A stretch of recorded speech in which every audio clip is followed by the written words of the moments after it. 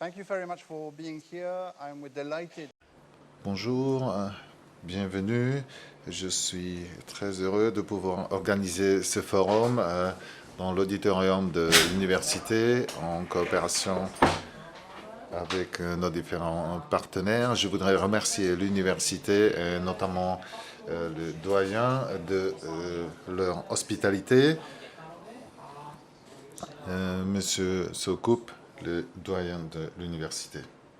Que cela marche maintenant, ça devrait marcher. Donc, pour une troisième fois, mesdames et messieurs, permettez-moi de vous souhaiter la bienvenue dans notre campus à Suchdol.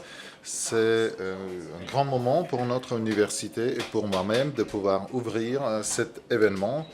Ce n'est rien de nouveau pour moi et l'activité de votre organisme fait l'objet de mon attention. Je sais que vous allez fêter 15 ans l'année prochaine. J'ai également eu la possibilité de participer à votre événement en 2011 ou 12, je pense, à Chlumec nad Cidlinou. Et je suis content que vous avez choisi la ville de Prague, une ville merveilleuse, et ce campus vert qui est lié à l'activité de nos 6 facultés.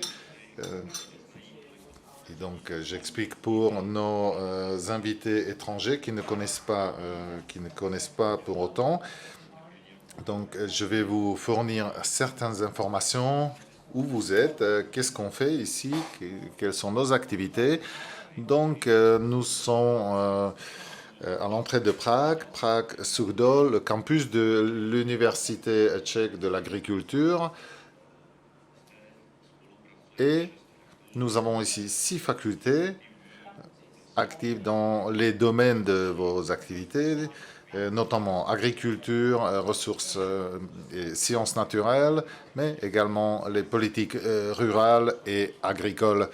Cela forme un ensemble global. Nous avons environ 20 000 étudiants et je représente la faculté d'agrobiologie, d'aliments et de ressources naturelles. Cette faculté d'agrobiologie des aliments et ressources naturelles est une des plus importantes facultés et nous couvrons dans le cadre de nos activités toute cette verticale nécessaire pour l'agriculture, l'alimentation et la conservation de la biodiversité et la gestion des ressources naturelles. Nous couvrons cela dans le cadre de nos activités et nous coopérons également avec des domaines de la vie quotidienne, avec des agriculteurs, des sociétés qui travaillent dans les biotechnologies, etc.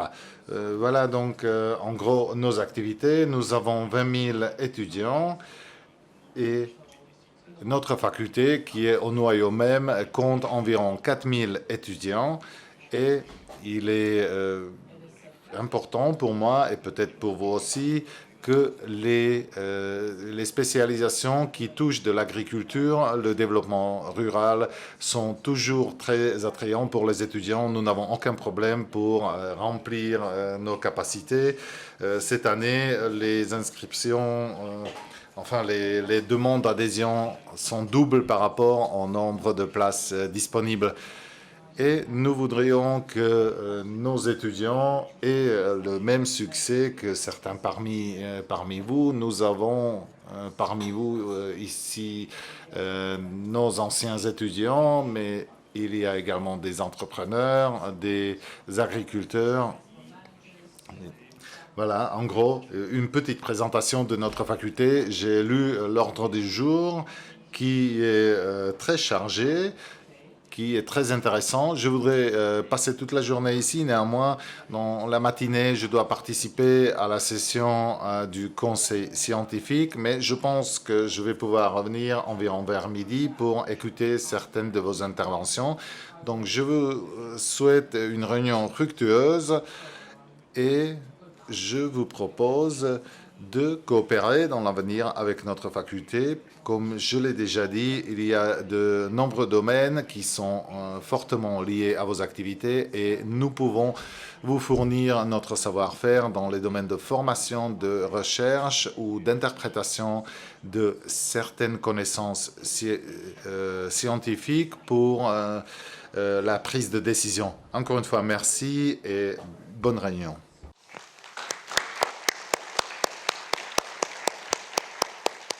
Thank you very much, Mr. Dean.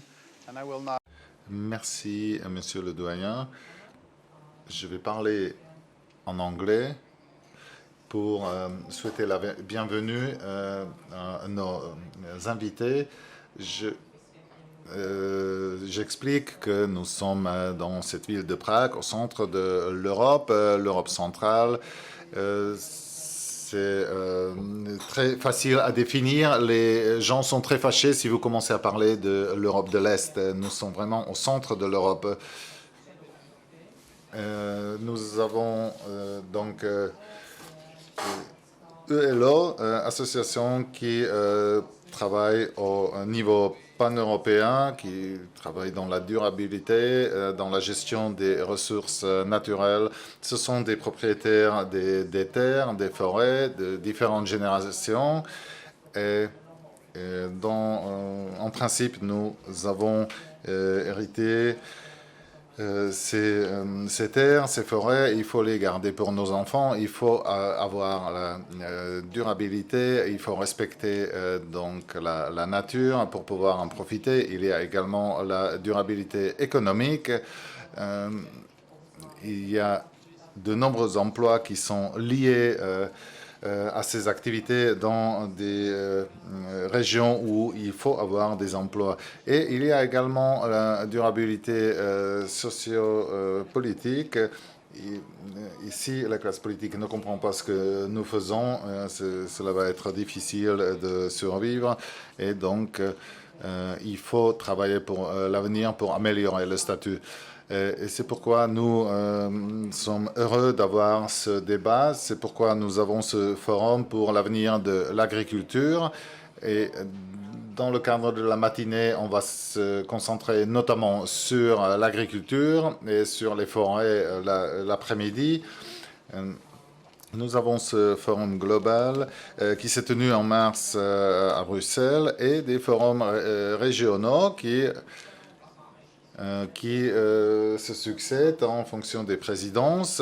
C'était à Paris, maintenant Prague, en décembre à Stockholm, et on assure la continuité de ces débats, pas uniquement dans le cadre d'une seule présidence, mais là, nous avons le trio des présidences, la France, la République tchèque et la Suède.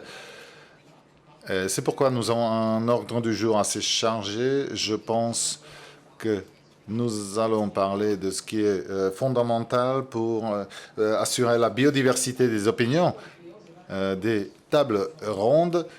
Donc, il faut se baser sur les faits, parler de la vérité et avouer si nous ne savons pas. Et je vais passer la parole à Janez Potočnik, qui est en ligne, qui devrait apparaître à l'écran, j'espère, qui est le président du Forum pour l'agriculture, notre président de nombreuses années, et également le président de la fondation RISE, des entreprises durables, pour combiner la force économique et la responsabilité sociale et environnementale. Également le coprésident du groupe international d'experts sur les ressources de la PNUE. Et il a de nombreuses expériences de la Slovénie et de la DG Environnement. Et donc, Monsieur Potočnik, vous avez la parole. Thank you, dear friends. Merci. Chers amis, bienvenue à cette nouvelle édition du Forum pour l'avenir de l'agriculture. Je suis ravi de m'adresser à vous, même si je suis à distance, je ne suis pas en République tchèque.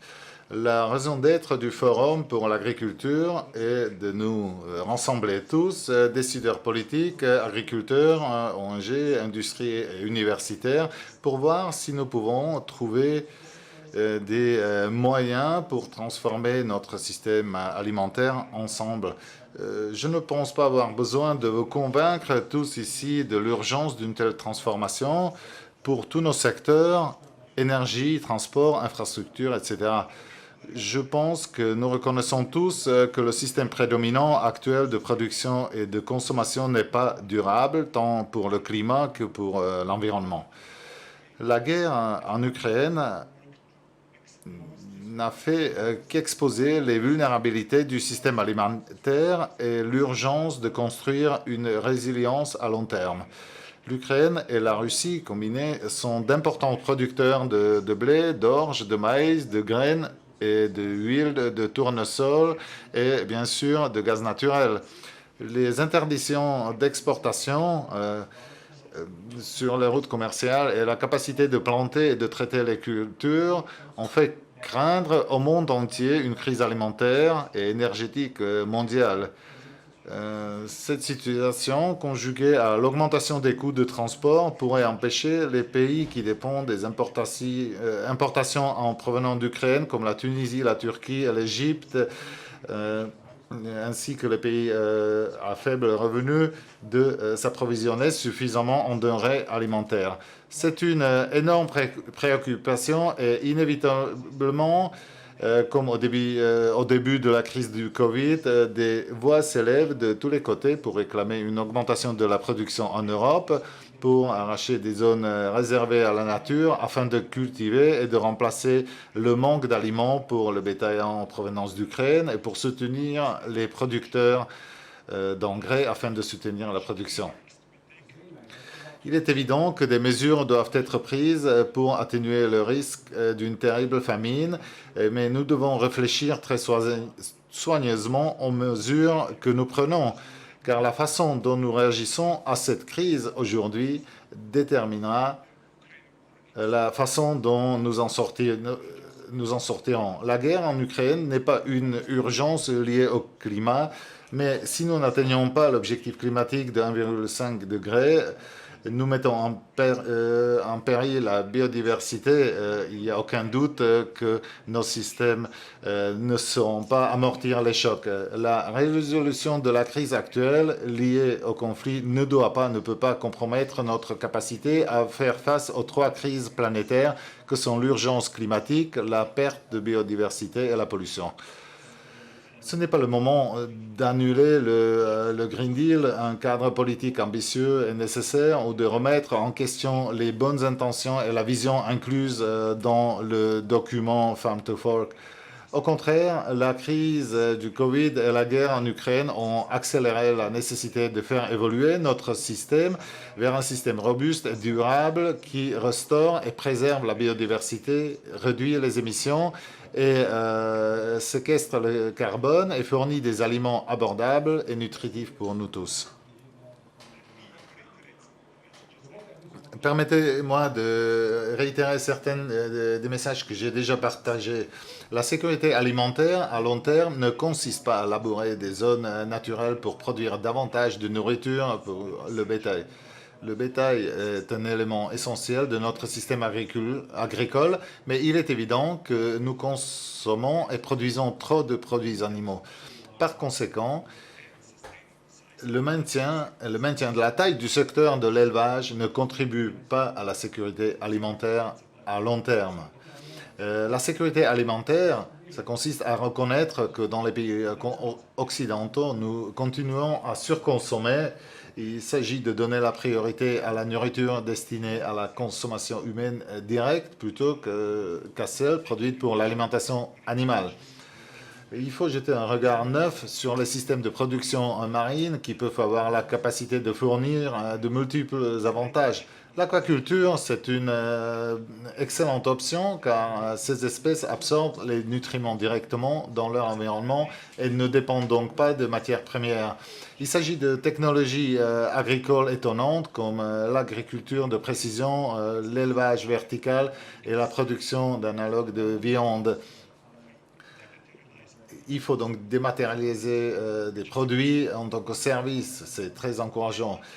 L'émergence de ces nouveaux modèles commerciaux dans le système alimentaire ont avec des modes de pensée et de travail bien ancrés afin de créer une valeur nouvelle ou supplémentaire grâce à des solutions durables partagées tout au long de la chaîne alimentaire.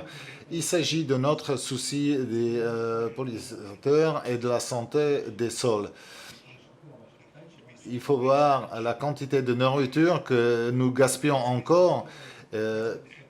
Gaspillage d'eau, d'énergie, de pesticides, d'engrais et de terre utilisés pour produire cette nourriture. C'est totalement inacceptable d'un point de vue économique et environnemental, mais aussi éthique.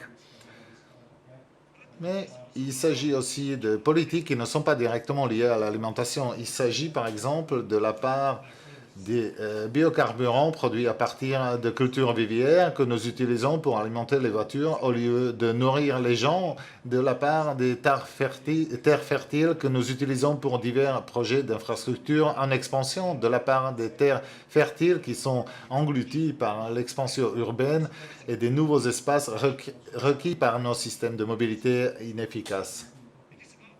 Il s'agit d'assurer que nos forêts soient protégées et plantées pour résister au changement climatique de demain et de travailler ensemble pour intégrer la production durable de biomasse dans nos chaînes de valeur, tout en soutenant simultanément la séquestration du carbone et la biodiversité. Et je pourrais bien évidemment continuer. Tout cela pour la sécurité alimentaire.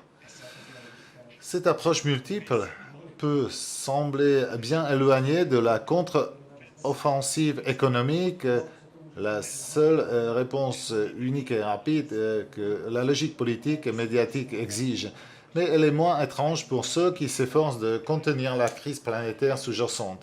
Dans ce cas, l'effet cumulatif de nombreuses décisions positives qui modifient le système, c'est presque la seule chose qui maintient à portée de main un monde stable et sûr.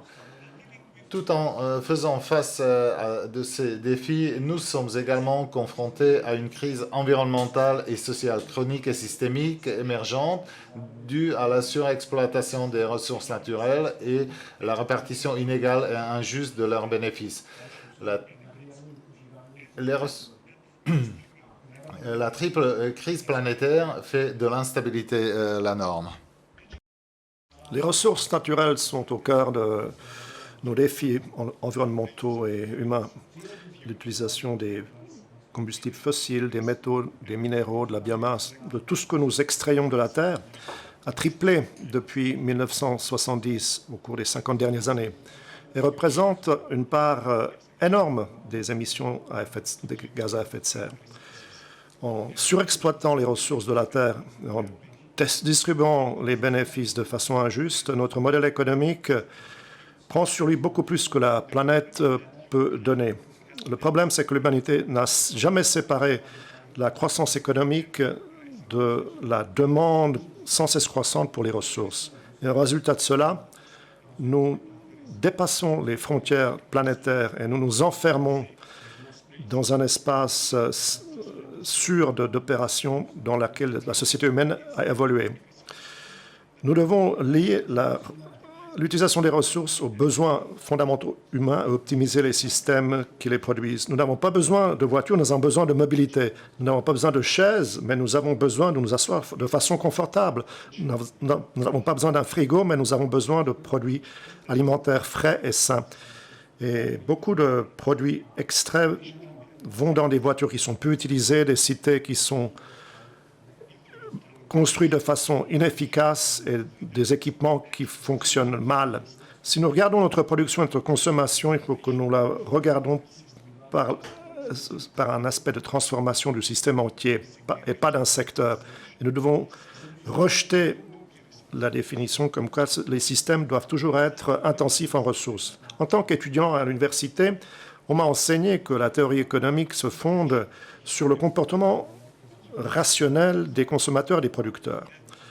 Que plus nous produisons au prix le plus bas, plus le capital va donner des retours et la croissance va suivre. Et si tout le système économique ne fonctionne pas, le capital humain est sous-estimé et le capital naturel également. Et cela mène à des déséquilibres systémiques, sociaux et environnementaux. Imaginez par exemple qu'un client d'un grand supermarché entre dans le supermarché et ne paye pas. On ne paye pas le prix entier pour tout ce qu'il remporte à la maison. Le supermarché ferait faillite très rapidement. Et c'est ce qui arrive à la nature. La nature est un grand écosystème qui fait faillite en raison de notre comportement. Et notre comportement à court terme mène à un suicide de masse charmeur, complètement irrationnel à long terme, comme Arto Passinal l'a intitulé dans un de ses romans. Et nos efforts sont toujours emmenés par la demande. Et le dernier rapport du GIEC met en garde que si nous ne limitons pas la croissance de la température à 1,5 degré, dans certains secteurs, la demande devrait augmenter de 70%. Et de façon plus fondamentale, les mesures qui sont causées par la demande nous mènent aux questions humaines de responsabilité et d'égalité. Les régions à haut revenu comme l'Europe doivent mener. Et nous devons compléter cela par des politiques basées sur la suffisance. Des politiques ambitieuses comme le Pacte vert et les objectifs des Nations unies ont un combat dur devant eux pour mettre en œuvre la motivation et les règlements pour changer notre production et la consommation. Envoyer des signaux politiques d'une façon et des signaux du marché différents crée la confusion. Et je ne mentionne même pas le lobbying intense des sociétés qui ont peur de la perte de marché profitable. Il faut donc arrêter de donner des signaux aux producteurs que détruire le capital naturel ne coûte rien. Et il ne faut pas envoyer des messages aux consommateurs qui payent plus pour des aliments avec un impact environnemental bas plutôt que l'opposé. Nous avons commencé en disant que les défis que nous affrontons aujourd'hui n'ont plus à être déterminés. La science nous mène dans la direction vers le changement. Et nous sommes nombreux à être présents au Forum pour l'agriculture et à d'autres conférences. Et nous avons souvent répété que nous n'avons pas de temps à perdre et qu'il faut changer. Et ces messages, pleins de bonnes intentions, ne sont pas... Mais si ces intentions ne sont pas poursuivies, ils ne nous font que réconforter nos sentiments à un moment où nous n'avons vraiment pas de temps à perdre à long terme. J'applaudis le travail phénoménal qui est fait dans le domaine de l'innovation pour réduire l'impact de notre système actuel. Mais sans des changements à grande échelle, ces innovations ne vont même pas affecter une petite partie de ce qui est nécessaire pour remplir nos objectifs dans le domaine de la biodiversité et du climat. Les prochaines générations vont affronter une situation de dévastation et vont nous estimer de façon très négative. Le système actuel d'agriculture a donné la sécurité alimentaire à des millions. Les progrès de la santé sont au-delà de ce qu'on pouvait imaginer, ont permis la création des systèmes de sécurité sociale dans de nombreux pays, pour lesquels nous sommes bien sûr reconnaissants.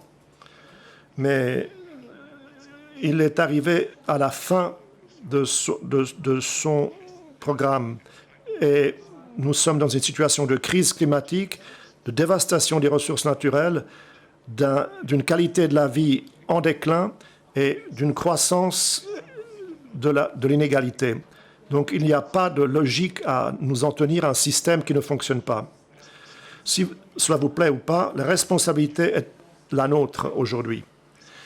Il faut être à l'écoute à la maison, travailler dans les sociétés, aller faire le marché. Il faut planter les semences dans les champs au printemps.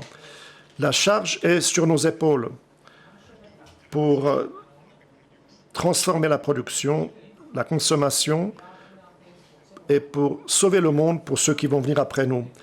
Et je ne mets pas en doute le fait que cela sera difficile et des choix durs seront devant nous. Il faudra réinvestir de l'argent, il faudra restructurer des secteurs entiers et actualiser les politiques. Mais c'est aussi une énorme occasion pour créer un système alimentaire qui va nous servir, qui va fonctionner pour améliorer notre qualité de la vie, donner l'égalité et nous préparer pour l'avenir. En conclusion, chers amis, rendre nos économies fragiles et nos sociétés fragiles plus résilientes et plus durables est notre meilleure défense contre toute crise à l'avenir. À long terme, la sécurité alimentaire, la sécurité de l'énergie ne sont pas l'ouverture d'un nouveau front économique. Ils sont, tout en premier, une réévaluation de nos valeurs, repenser nos économies et réduire la surconsommation. Les normes et les modèles de comportement liés à la crise économique actuelle ont été établis par des pays à haut revenu. Et nous sommes éthiquement responsables de montrer au monde que nous sommes prêts et nous avons la volonté de changer la réalité que nous avons créée et de mener la transformation essentielle chez nous et dans le monde. La carte des ressources et de leur utilisation nous montre les ombres d'un monde impérialiste, où les nations riches suivent leurs ambitions aux dépens des autres. Un futur plus stable et plus prospère de façon durable va signifier passer à une ère d'utilisation responsable des ressources, où les bénéfices sont mieux partagés, où on amoindrit la fragilité des ressources et on renforce la préparation et la résilience. Et plus nous évitons ces choix difficiles, stratégiques, plus nous allons devoir les affronter à nouveau demain. Il faut minimiser les blocages et maximaliser les bénéfices partagés et les synergies de nos efforts. Il faut nous concentrer sur le nettoyage des systèmes actuels ne va pas suffire. Il faut que nous entrons dans des territoires non décrits d'un besoin systémique profond. Et si vous voulez éviter l'extinction des éléphants dans la nature, il faudra assurer l'extinction des éléphants dans cette salle.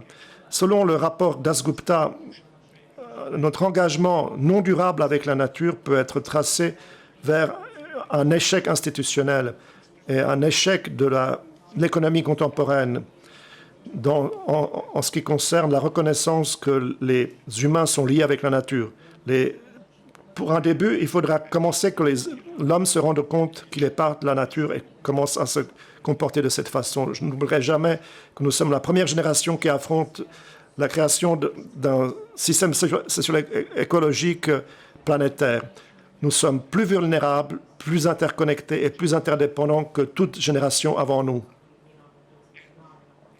Et dans cet esprit de collaboration, je voudrais prendre un moment pour remercier la variété des partenaires qui se sont rencontrés pour soutenir le forum et ont engagé une conversation sur ces sujets essentiels. Les fondateurs de l'Association européenne des propriétaires terriens et Syngenta, nos partenaires stratégiques, le Nature Conservancy, l'Union internationale pour la préservation de la nature, Cargill, le WWF et Thought for Food, et notre partenaire international, le Conseil de Chicago pour les affaires mondiales, et les partenaires qui nous soutiennent, the Friends of the Countryside, John Deere, PepsiCo, Nestlé, Indigo, le groupe Rive Systémique et la fondation RISE. Et je voudrais remercier Emma en premier et son équipe fantastique pour le fait qu'ils sont capables de nous rassembler tous. Je vous souhaite une bonne conférence et je vous remercie pour votre attention. Je vous remercie, Monsieur le Président, pour vos mots pleins de vision.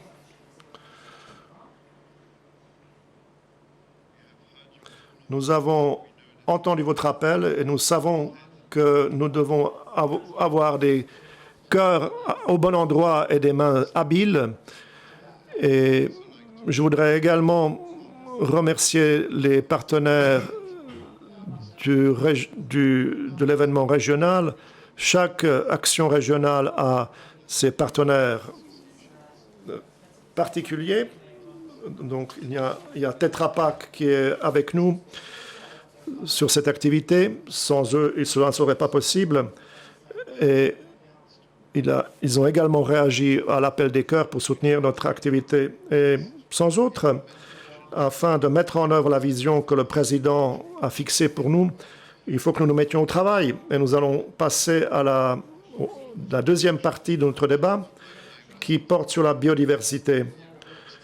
Nous sommes, notre association, très concernée par les changements climatiques. Nous faisons partie des réunions de la COP et nous sommes capables de remplir les objectifs qui sont fixés. Et il faut entrer dans le débat public. Et j'ai beaucoup de plaisir à souhaiter la bienvenue à Ladislav Miko, mon ami très cher. Nous avons eu des grands débats quand nous nous sommes rencontrés pour la première fois. Et quand nous avons mené des monologues parallèles et nous avons transformé cela en dialogue. Nous avons transformé la directive de 2011 en loi tchèque et nous avons commencé à mettre en œuvre en République tchèque de façon couronnée de succès tout cela. Vous avez été ministre de l'Environnement ici et vous travaillez à la Commission européenne et vous êtes conseiller très étroit de la ministre actuelle de l'Environnement et vous allez nous parler de la production agricole. Ce sont les trois piliers de la durabilité. Vous avez la... Je devrais être entendu maintenant. Est-ce que la connexion fonctionne? Maintenant, ça marche mieux. La question, est-ce que je vais parler anglais ou tchèque? J'étais prêt à parler tchèque.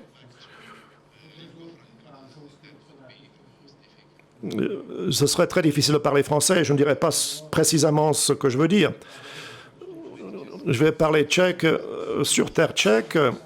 Je crois que tous mes collègues étrangers ont la possibilité d'entendre l'interprétation, donc je vais profiter, après 15 ans de pouvoir parler anglais, je vais parler en tchèque.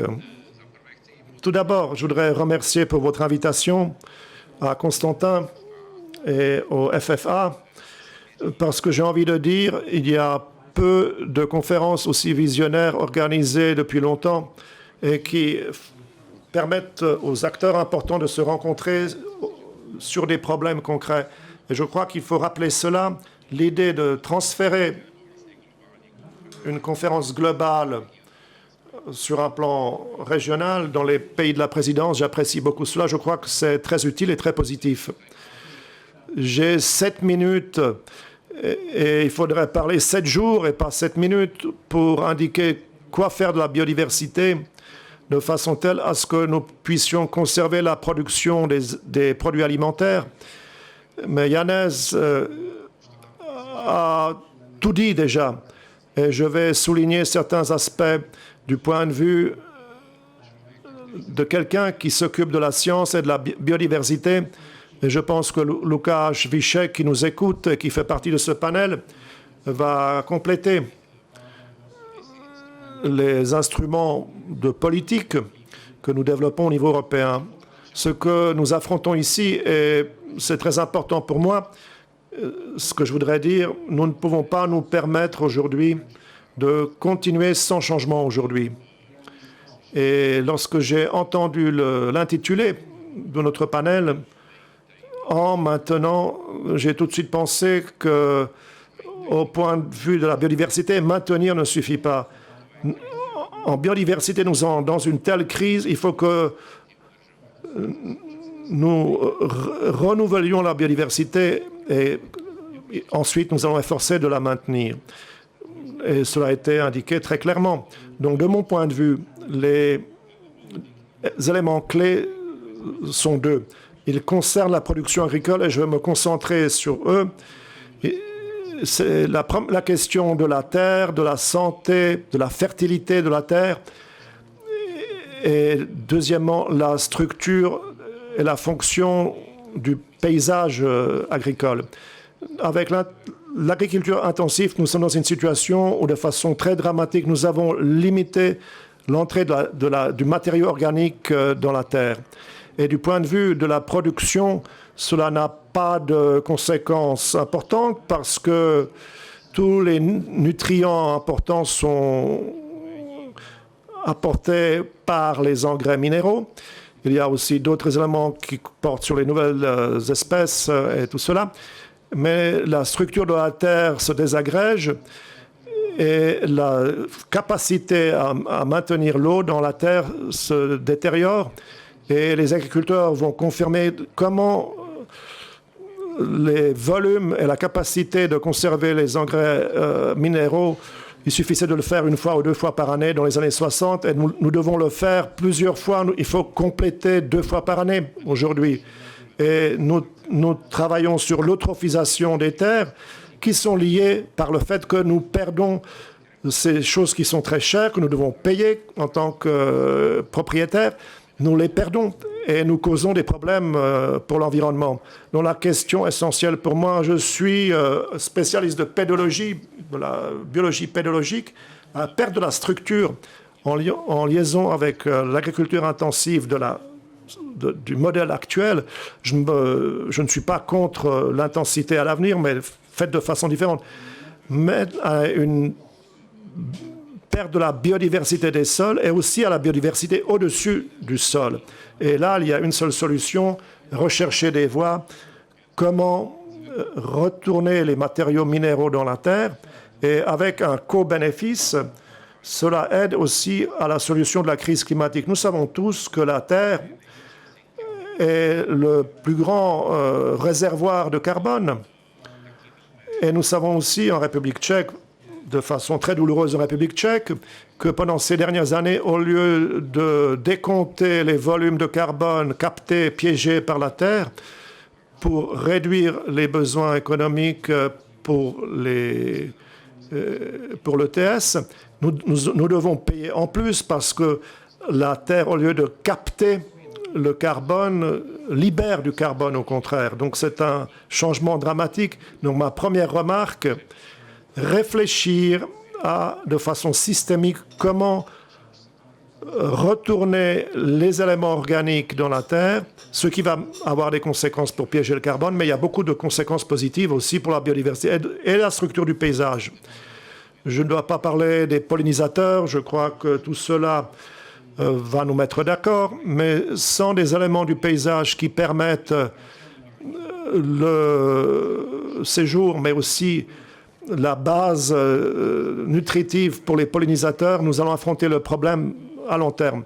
Et en même temps, et c'est moins connu, ces éléments du paysage avec un niveau plus élevé de biodiversité, que ce soit les bandes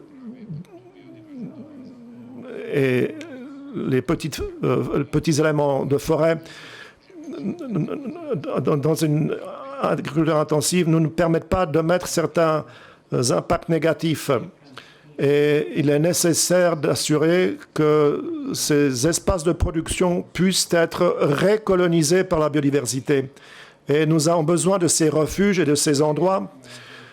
Et s'ils sont seulement à la limite de champs gigantesques, 2 fois 2 kilomètres, je peux confirmer sur la base de ma recherche que cette biodiversité de détail n'a pas la possibilité de récoloniser les champs.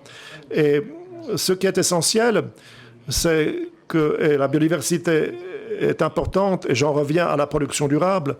Une structure de qualité des sols ne peut pas être produite. C'est un produit qui... On arrive à produire tout, en fait. On peut presque construire un homme artificiel, mais on n'est pas capable de faire une structure artificielle des sols. Et nous avons besoin des éléments pour cela, et ils dépendent bien sûr des sources d'énergie, et c'est les éléments organiques là-dedans. Et si nous sommes capables d'enlever ces éléments organiques de la Terre sans les retourner à la Terre, nous causons un déficit qui met tout en péril. La dernière chose que je voudrais mentionner, bien évidemment, il faut améliorer cette problématique, mais il faut réagir aux changements qui se sont produits. Et là, nous avons tout ce paquet de mesures contre l'érosion, zones de protection, promouvoir les pollinisateurs, changer les techniques agricoles, changer la diversité des cultures et la mosaïque de paysages, la surface sur laquelle on cultive. Tout cela, ce sont des approches modernes qui existent, mais qui se heurtent au volet économique. Et donc, pour pouvoir trouver ce modèle, ce n'est pas facile, mais nous n'avons pas le choix. Nous ne pouvons plus dire on va encore attendre. Donc voilà, ce sont ces trois aspects. Et je pense que j'ai utilisé mes 8 minutes. Merci beaucoup. Reste ici. On va continuer avec le débat. Nous, en tant que propriétaires, nous sommes d'accord. Il faut se reposer sur les locaux. Nous faisons des erreurs, mais il y a un large portefeuille de solutions et on va trouver une solution. Et je suis particulièrement content que nous avons également ici Łukasz Wieczek, qui travaille auprès de M. Timmermans, vice-président de la Commission européenne, chargé entre autres du pacte vert et de ce système. Et j'espère qu'il va pouvoir nous dire quelques mots de la part de son expérience européenne et on va pouvoir lui poser quelques questions. Bonjour à tous. Je suis navré de ne pas pouvoir participer à Prague. Je suis à Bruxelles, mais c'est un grand privilège de pouvoir m'exprimer, même si à distance, et m'exprimer au sein de cette université. Je suis très content qu'on a pu également évoquer mon domicile, Chlumec nad Cidelinou. Je suis content et je vais passer en anglais parce que si je comprends bien, pratiquement tout le monde parle anglais et donc on va un peu faciliter la tâche aux interprètes. Vendredi, cela fera 2 années que la Commission a adopté la stratégie Farm to Fork. C'est une initiative pour avoir le système d'alimentation durable et contribuer au pacte vert. Le point clé, on ne peut plus compartimenter le système. Le cadre réglementaire est orienté vers la production dans l'agriculture. Il y a des règles pour la chaîne alimentaire. Et cette stratégie veut changer cela et veut traiter la chaîne alimentaire de façon globale. Chacun a son rôle à jouer. Dans le cadre de questions de biodiversité, je pense que tout le monde va être d'accord que nous avons perdu une grande partie de la biodiversité. 3/4 des plantations dépendent de la biodiversité et un des 10 papillons est menacé de disparition. Et ce qui est clé, c'est que ces tendances négatives représentent une menace, un risque de collapse de la biodiversité. En juin, on devrait adopter une nouvelle législation concernant les pesticides et il s'agirait d'un stimulus pour pouvoir mieux gérer les pesticides. Et notre ambition, c'est de réduire l'usage des pesticides de 20%. C'est tout à fait important pour les citoyens et je suis persuadé que les citoyens veulent moins de pesticides dans leur vie. Et cela pourrait également aider si nous pouvions changer nos habitudes alimentaires. et réduire les effets négatifs sur la vie, sur la santé et également les effets négatifs sur la société. Et il y a le gaspillage d'alimentation, 20% dans l'Union européenne. Et le gaspillage d'aliments, c'est la troisième source la plus importante des gaz à effet de serre. Donc, cela a un effet sur le climat, mais également pour produire les aliments gaspillés, il faut également utiliser les pesticides. La Commission espère d'adopter un paquet pour lutter contre le gaspillage. Et on veut en même temps adopter d'autres régulations et nous voulons également adopter la nouvelle législation concernant l'usage des terres pour que nous puissions gérer nos terres de manière responsable. Il y a également le capturage de carbone, je suis tout à fait d'accord.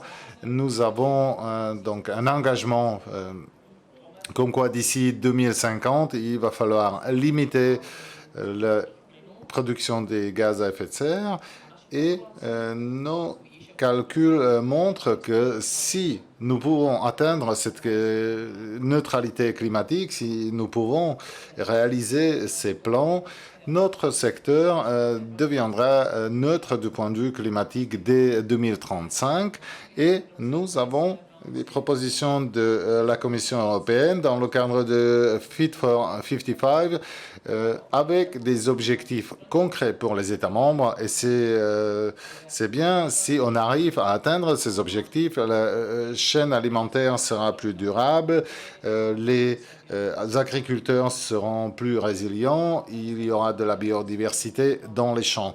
Enfin, il faut également tenir compte de la nouvelle situation liée à l'agression russe vis-à-vis de l'Ukraine. Il faut dire clairement que dans l'Union européenne, nous n'avons pas une pénurie d'aliments. Au contraire, nous produisons davantage de blé que dans les 5 dernières années. Et cette guerre a détérioré la situation dans d'autres régions du monde. En septembre 2021, 160 millions de personnes étaient confrontées à l'insécurité alimentaire. Et selon les estimations, une des conséquences de cette guerre en Ukraine est que le nombre de personnes confrontées à la pénurie alimentaire va exploser. La Commission européenne a évoqué la semaine dernière qu'il faudrait assurer le transport de blé qui reste en Ukraine. C'est une question logistique. Il faut le faire rapidement. Mais nous ne pouvons pas nous baser uniquement sur une expérience à court terme. Il faut avoir une stratégie à long terme. Et dans le cadre de cette stratégie à long terme, la sécurité alimentaire est menacée si nous ne prenons pas des mesures globales. Il faut limiter notre dépendance aux importations de matériaux, de pesticides, d'engrais, etc. Mon collègue a également évoqué la production animale. Je suis tout à fait d'accord. Nous ne pouvons pas avoir la production agricole durable sans la production animale. Néanmoins, il faut se rendre compte qu'une grande partie de cette production dans l'Union européenne n'est pas utilisé pour les aliments pour des êtres humains, mais pour des animaux. Il faut remédier à la situation actuelle et il faut vraiment réorienter l'agriculture européenne. Il faut aller vers la durabilité. Il faut changer tous les maillons de cette chaîne alimentaire. Merci beaucoup, c'était très intéressant et j'aurais une première question parce que ce sujet qu'on évoque dans le cadre au niveau européen également, c'est ce que nous devons faire, nous en tant que propriétaires dans la vie quotidienne et ma première question, donc ce qui se passe si les objectifs ne sont pas cohérents. Par exemple, on veut protéger 30% des terres dans l'Union européenne, mais en même temps, on ne veut pas réduire la forêt amazonienne pour qu'ils puissent planter des cultures, pour qu'ils puissent produire les aliments dont le monde a besoin. Dans quelle mesure pensez-vous que nous avons réussi au niveau européen de trouver un bon équilibre entre l'approche globale et entre ce que nous devons faire chez nous pour que cela puisse marcher? C'est une question à moi, à Lucas ou à nous deux. Je pense que c'est à vous deux. Ce que je pourrais dire, moi, c'est que c'est un aspect important. Bien évidemment, il y a les interconnexions globales. Tout ce que nous faisons en Europe, cela a un impact sur le marché global. Et si on parle d'aliments, c'est d'autant plus valable. Mais Lucas l'a déjà évoqué. Nous pouvons limiter ces effets néfastes si on réduit les inefficacités dans nos propres systèmes. Parmi ces inefficacités, il y a le gaspillage des aliments, il y a cette pression de marketing pour augmenter la consommation de la viande, par exemple. Moi, personnellement, je dis que les végétariens ou les véganes, ce n'est pas la solution. Nous avons besoin de la matière organique pour la retourner dans les sols. Ce n'est pas possible sans la production animale, mais c'est la question de mode d'élevage de bétail. Il faut réduire les inefficacités du système et s'approcher au plus au bon fonctionnement du système. Cela veut dire qu'il faut réduire de manière dramatique la demande de ces effets néfastes à l'étranger. On peut limiter le volume de ce qu'on importe. C'est la production du soja au Brésil. On peut réduire la pression sur la nécessité de produire si on ne gaspille pas 30 ou 40% d'aliments. Donc, ce n'est pas lié uniquement au secteur primaire, mais il y a également les emballages, les modes de vente, toutes ces questions qui en sont liées. Et Farm to Fork, c'est vraiment une bonne solution. Et Lucas, est-ce que vous voulez ajouter quelque chose?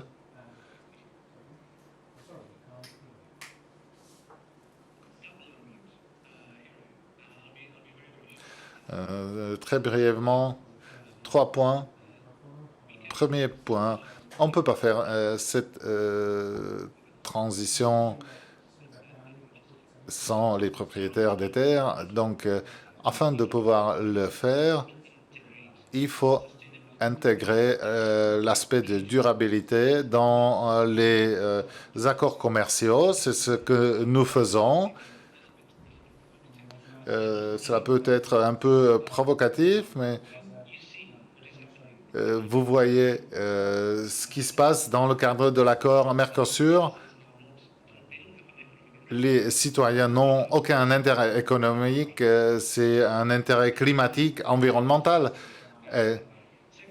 Et deuxième point, la Commission a préparé une proposition contre la déforestation. Parce que, encore une fois, on ne peut pas être responsable de ce qui se passe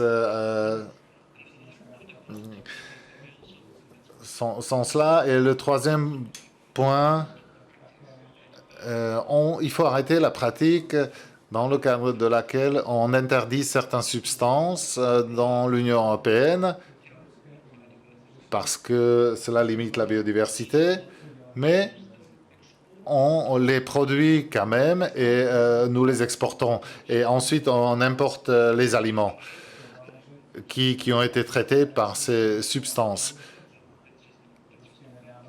ce n'est plus possible. C'est ce qu'on essaie de faire dans le cadre de cette stratégie. J'aurai une deuxième question, peut-être encore pire, et à savoir la différence entre la valeur et le prix. Je vais donner un exemple. Ladia est entomologue.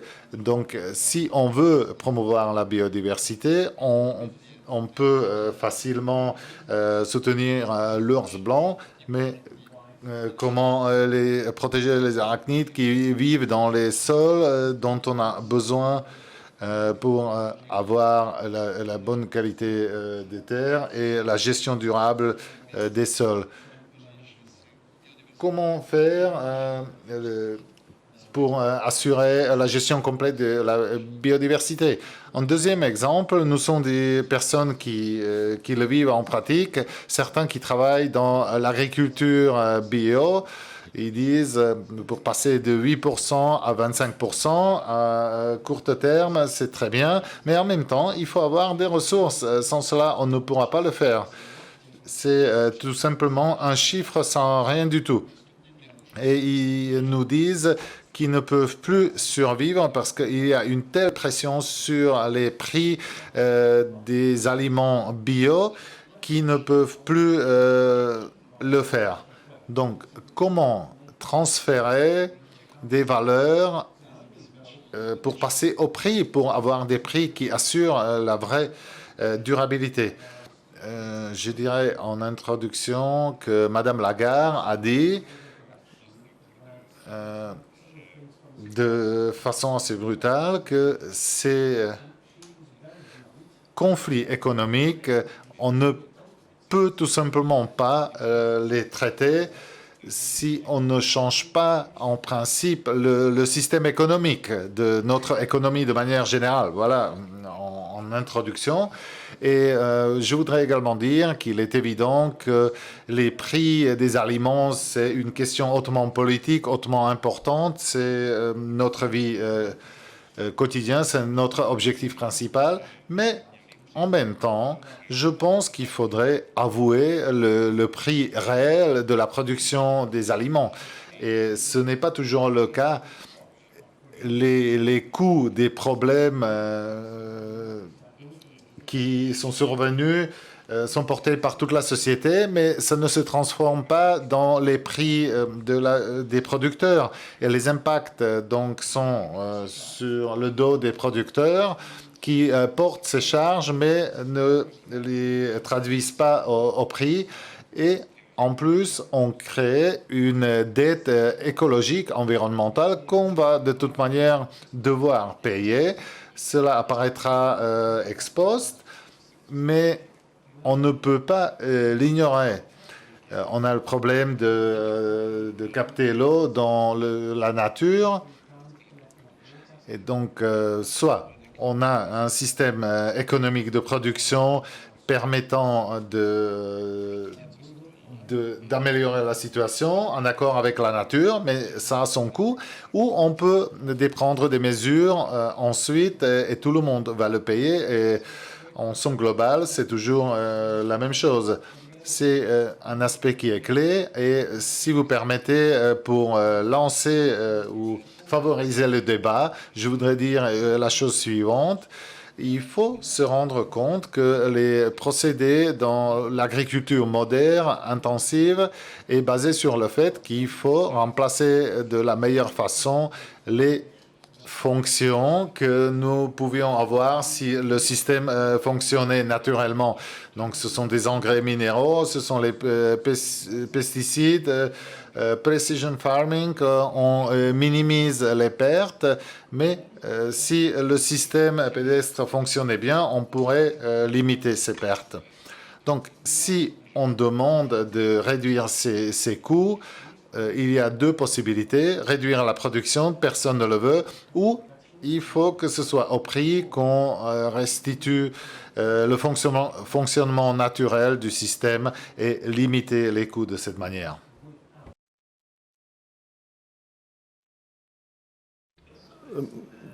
Si je peux ajouter à cela, je pense que la valeur la plus importante, le mot le plus important, c'est la valeur. Et c'est ce que nous nous efforçons de capter dans le cadre durable pour l'alimentation qui devrait arriver à la fin de l'année prochaine. Ce que nous devons organiser, c'est que la valeur qui est créée au niveau de la production doit faire tout le voyage vers le consommateur d'une façon qui, aujourd'hui, ne donne pas des informations aux consommateurs. Les consommateurs ne sont pas informés suffisamment aujourd'hui. Est-ce que vous m'entendez? Oui, oui. Nous vous écoutons avec beaucoup d'attention. Les consommateurs n'arrivent pas à faire la différence dans le supermarché entre un steak qui a été produit de façon durable qui est à côté d'un steak qui a été produit de façon différente et ne reflète pas le niveau d'investissement. La seule information dont ils disposent est réellement le prix. Mais comme Ladislav a très bien dit, le prix ne vous dit pas beaucoup de choses sur la façon dont la production a été faite. Et c'est vrai aussi en ce qui concerne l'agriculture biologique, qui utilise un minimum de fertilisateurs synthétiques, d'engrais synthétiques, et ils ne dépendent pas du gaz russe dans la production des engrais synthétiques. Et les coûts sont différents actuellement. Mais ce qui se passe dans le domaine de l'agriculture biologique, les consommateurs, et je ne crois pas qu'ils ont tous lu le règlement sur l'agriculture biologique ou organique, le logo représente quelque chose. Cela représente la garantie qu'ils peuvent se fier au fait que cela a été produit de façon durable et que ce produit a certaines qualités. Et ils sont prêts à payer le prix pour ce produit, que le prix soit plus bas ou plus élevé. Mais ils payent pour cette garantie. Et c'est exactement ce que nous devons faire pour toute la chaîne alimentaire, pour tous les produits dans le cadre durable qui va venir l'année prochaine, probablement en décembre. Merci beaucoup, messieurs. La valeur, c'est notre objectif et la ressource, c'est le prix. Nous devons coopérer sur cela. Je suis content de pouvoir discuter des thèmes suivants. Et nous aurons aussi plus de femmes parmi nous, ce qui est extrêmement important. Sans femmes, la durabilité, c'est pas possible. Et c'est pas nous ne sommes pas dans un monde peuplé d'hommes uniquement. Donc, je vais donner la parole à Nadejda Havová qui va présenter les blocs et les panels suivants.